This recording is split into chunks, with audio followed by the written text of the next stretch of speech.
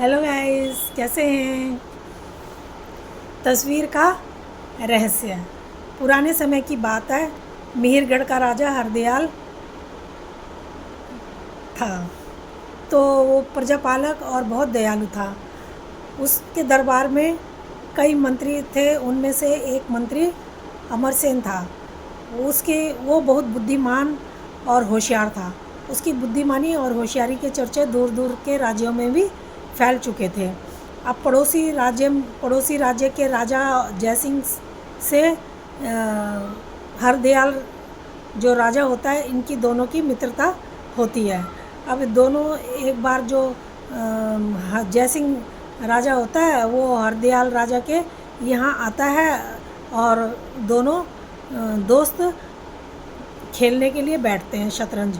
अब शतरंज के खेल में राजा जयसिंह कहते हैं कि जो जीतेगा वो जो मांगेगा हारने वाले को वो देना पड़ेगा। तो अब ये फैसला हो जाता है और दोनों दोस्त खेलने के लिए बैठ जाते हैं।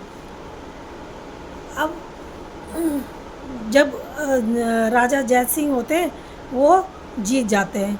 जब वो जीत जाते हैं, उन्होंने कहा महाराज जो मैं मांगूंगा आपको अब देना पड़ेगा। तो वो कहते हैं ठीक है। तो हरदयाल राजा ने कहा कि मांगो। उसने कहा कि मुझे अमरसेन चाहिए।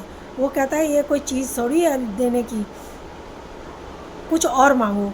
उन्होंने कहा कि नहीं, शर्त के मुताबिक जो मांगना है वही देना भी पड़ेगा। तो अब मुझे सिर्फ अमरसेन चाहिए। तो राजा कहता है कि ठीक है, अब उनको देना पड़ता है। तो वो अमरसेन को बुला भेजते हैं। जब अमरसेन आता है तो पूछता है कि मुझे क्यों बुलाया गया। तो राजा कहते हैं कि आपको ये जो राजा जयसिंह है इनके साथ इनके देश में जाना पड़ेगा और इनके यहाँ रहना पड़ेगा। वो कहता है ऐसा कैसे हो सकता है, मैं इसी देश में पला बड़ा हूँ, मैं इसी में पैदा हुआ हूँ और मैं यहीं की सेवा करना चाहता हूँ, मैं वहाँ नहीं जाना चाहता। राजा कहते हैं नहीं, हमारी शर्त के मुताबिक तुम्हें वहाँ जाना ही होगा। वो घर जाता है और बहुत उदास होकर बैठ जाता है। जब उसकी अमरसेन की बहन आती है, वो अपने भाई को उदास देखती है तो अब पूछती है कि क्या बात है, क्यों उदास कैसे हो। तो वो अपनी बहन को सारी बात बताता है। तो बहन कहती है कि ठीक है, कोई बात नहीं, मैं अकेली रह लूँगी, मैं अपनी रक्षा स्वयं कर लूँगी, आप जाओ। तो वो कहता है ठीक है, मैं जाऊँगा, पर तुम महल से बाहर कभी भी नकाब पहने बिना नहीं निकलोगी, हमेशा नकाब पहन के ही महल से बाहर जाना। वो कहती है ठीक है। अब वो राजा के साथ में चला जाता है। अब राजा वहाँ जा कर के उससे पूछ के सारे काम करने लगता है, क्योंकि वो बहुत होशियार था और उसकी सलाह से वो सारे काम करता है। अब ये देख के वहाँ के जो मंत्री होते हैं सब जलने लग जाते हैं। अब वो सलाह बनाते हैं और सलाह बनाकर बुद्धदेव को उस पर नज़र रखने को कहते हैं। ये जिम्मेवारी उसको सौंप देते हैं। एक बार बुद्धदेव ने देखा रात को कि वो अपने सीने में किसी की फ़ोटो लगा के रो रहा है। तो वो जाके राजा को बता देता है, महाराज आपने जिसे मंत्री पद दिया है वो मंत्री बनने के लायक नहीं है, क्योंकि वो रात को एक युवती की तस्वीर को सीने से लगा के रोता है। और अच्छा, जिस तस्वीर को देखकर वह रोता है किस युवती की है, वो राजा पूछता है। वो कहता है कि वो एक वेश्या है और वो उसका नाम हुस्न बानो है। तो राजा कहता है तुम कैसे जानते हो। वो कहता है कि मैं जब वहाँ उनके देश जाता था तो मैं हुस्न बानो का नाच देखने के लिए जाता था, इसलिए मैं उसको पहचानता हूँ। तो राजा कहता है ठीक है, तुम वहाँ जाओ और हुस्न बानो को वहाँ से लेके आओ। अब राजा जब अमरसेन से पूछता है तो अमरसेन कहता है नहीं, वो हुस्न बानो की नहीं, मेरी बहन की तस्वीर है। तो अब ये सोचता है बुद्धदेव कि अब मैं क्या करूं। वो सीधा उनके घर जाता है। जब वहाँ जाता है तो तब तक अमरसेन एक खत लिख के अपनी बहन के पास पहुँचा चुका होता है। उसकी बहन वो खत पढ़ ली होती है और खत पढ़ के अब वो वहाँ से अपना वेश बदल के निकल चुकी होती है। तब बुद्धदेव वहाँ पर पहुँचता है और देखता है कि वहाँ पर नहीं है। पूछने पर पता चलता है कि वो कहीं गई है, 2 महीने के लिए बाहर कहीं गई है। तो बुद्धदेव जब अपने देश लौट के आते हैं और राजा को झूठ झूठ कह देते हैं कि वो हुस्न बानो मर चुकी है। तो राजा कहता है कि ठीक है।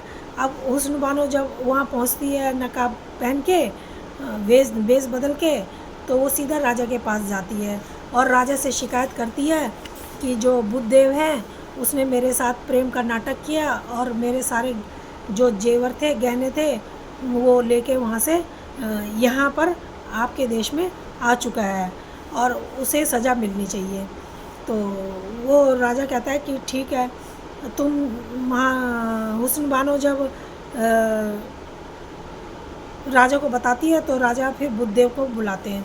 बुद्धदेव इतने में वहाँ पहुँच जाते हैं। जब वो बुद्धदेव से पूछते हैं तो बुद्धदेव कहता है कि महाराज हुस्न बानो तो मर चुकी है। तो राजा कहते हैं कि फिर ये कौन है? तो वो कहता है कि ये इसको मैं नहीं जानता। वो राजा कहते हैं ये इसने तुम्हारे ऊपर बहुत संगीन अपराध लगाए हैं और तुम कह रहे हो कि तुम इसे नहीं पहचानते हो। वो कहता है कि मैंने ये तो इसको कभी देखा नहीं। तो लड़की जो है अपना जो कपड़ा बांधा होता है मुंह पे उसको हटाती है एकदम से, और जब राजा देखता है तो ये हूबहू तस्वीर वाली लड़की होती है। राजा कहते हैं कि ये तो हूबहू तस्वीर वाली लड़की है, यही हुस्न बानो है और तुम कह रहे हो कि वो मर चुकी है। इसने जो तुम्हारे ऊपर संगीन अपराध लगाए हैं वो ठीक है।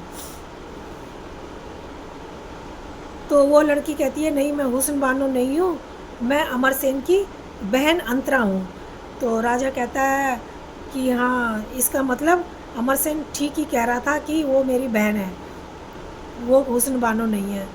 तो बुद्धदेव को जेल में राजा डाल देता है और मंत्री अमरसेन को फिर अपना मंत्री नियुक्त कर देता है और उस अमरसेन से उसकी बहन का हाथ मांगता है और राजा उसकी बहन से शादी कर लेता है। और अब वो सबके सब आपस में मिलके आराम से रहते हैं। तो दोस्तों, ये कहानी कैसी लगी? अगर अच्छी लगी है तो प्लीज़ लाइक और सब्सक्राइब जरूर करना। धन्यवाद।